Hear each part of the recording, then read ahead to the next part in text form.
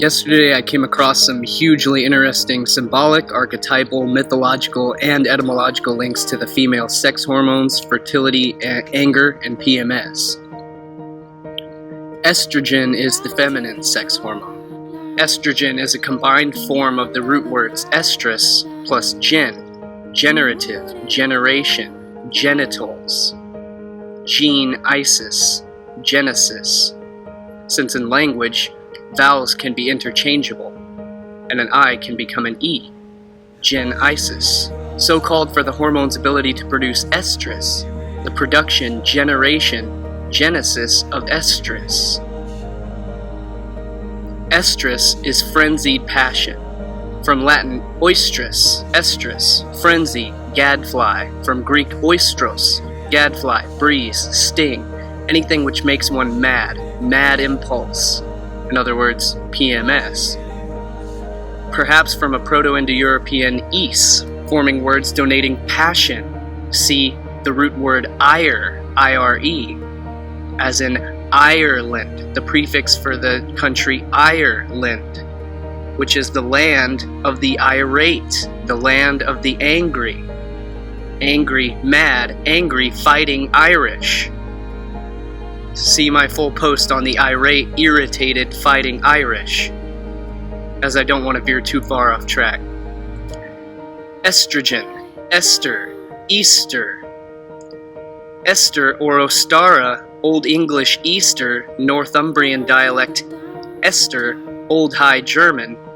Esther can be phonetically pronounced oyster, Esther, or Easter, is a Germanic divinity whose namesake of the festival of Easter.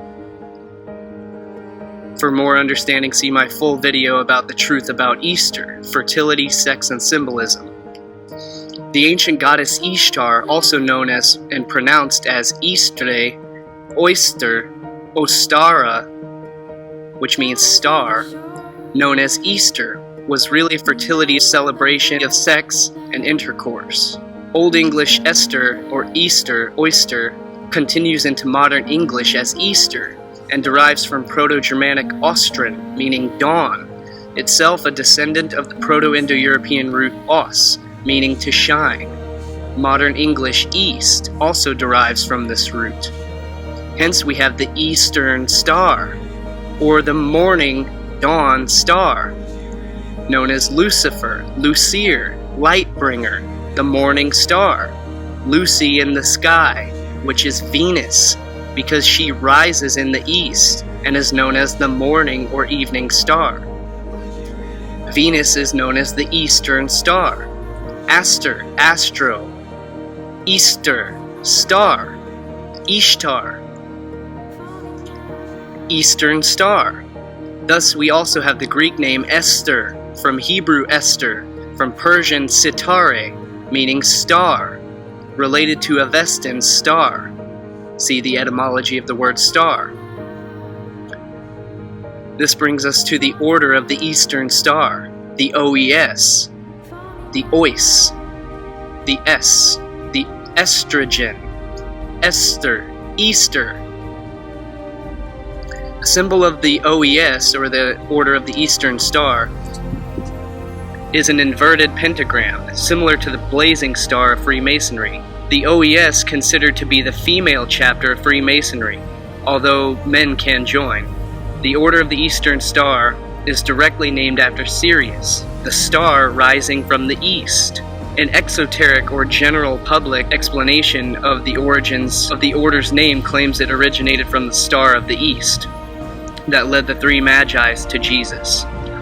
A look into the occult meaning, or the esoteric meaning of the order's symbolism, however, makes it clear that the OES is a reference to Sirius, which is linked to Isis, or Osiris, or Osirius, the most important star of Freemasonry, its parent organization.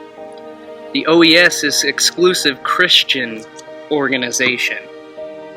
The name Eastern Star is a biblical reference of the star in the east, which also happens to be the same star as the Star of Esther in Jewish tradition, Venus in Roman tradition, Sirius in Egyptian tradition, etc.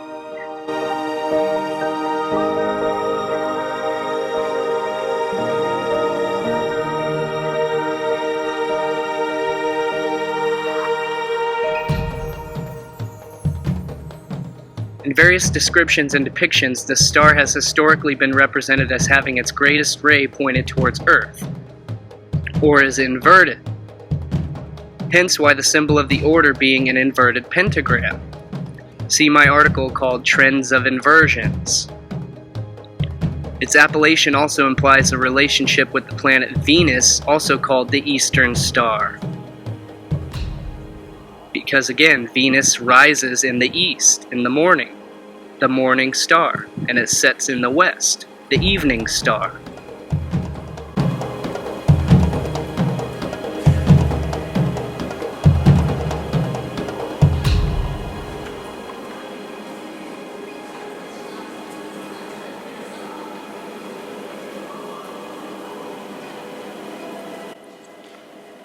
Each point on the star has an emblem of a different biblical heroine: Ada, Ruth, Esther, Martha, and Electa.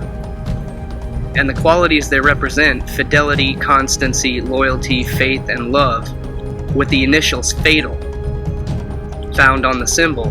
But when the estrogen is imbalanced, you better beware, because you're dealing with the real femme fatale. The cult of Venus, the female Illuminati, the Sisterhood of Death, the matriarchy behind the illusion of the patriarchy. Oyster, Esther, estrus, estrogen. The goddess named Esther is linguistically cognate with numerous other dawn goddesses attested among Indo-European language-speaking peoples.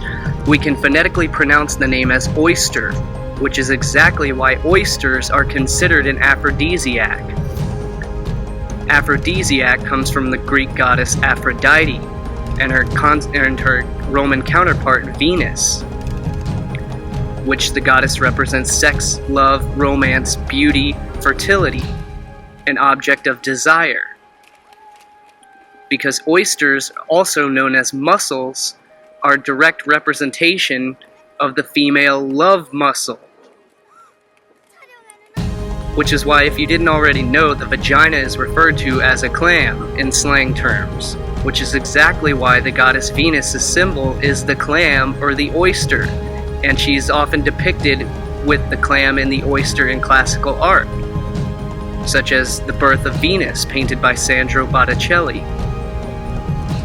Venus, meaning love, beauty, passion, a desired object, gives us the words venereal, which is a sexually transmitted disease, and veneration, worship, praise, particularly goddess worship, as well as the words veneris, viernes, the Spanish name of Friday, because Friday is Venus's day. Friday comes from Norse Frigga's day, F-R-I, Friday, Frigga's day, the day of Venus, the day of the goddess.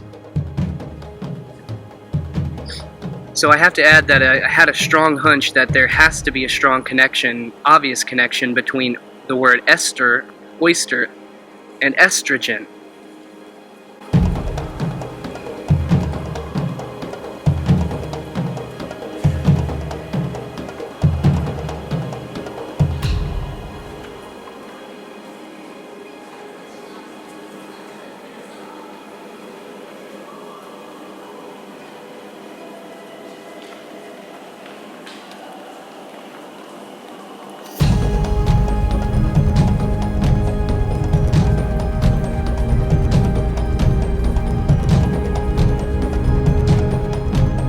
The supposition for centuries was that oysters, clams, and mussels had been thought to be an aphrodisiac, to have aphrodisiac properties, says researcher George Fisher, a professor of chemistry from Berry University in Miami Shores, Florida. And they were eaten raw for that purpose. Until recently, there was no scientific basis for that belief, Fisher added. But what he and his colleagues have discovered is that mussels, clams, and oysters contain compounds that have been shown to be effective in releasing sexual hormones, such as testosterone and estrogen.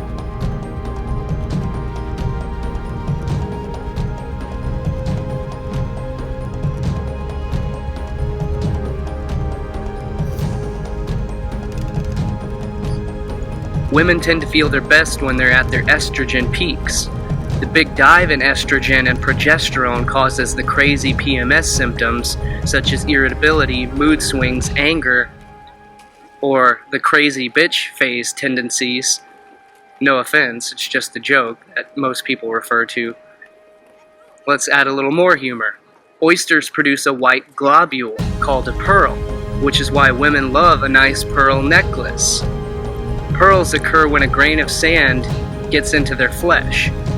And there's a crude joke in slang that when someone's angry or irritated, likely during PMS, just like the flesh of the oyster gets irritated by the grain of sand, it's often said that they have sand in their vagina.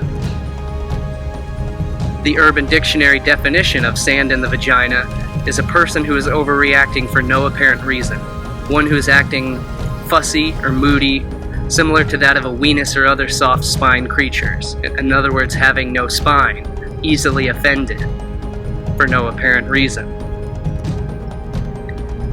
Thanks for your time. I'll include some links in the description. I just wanted to cover that brief article that I had written yesterday and thought it was pretty interesting and wanted to share that.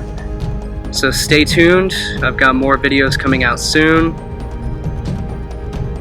And again, I'll include extra links and reference resources to my article in the description below.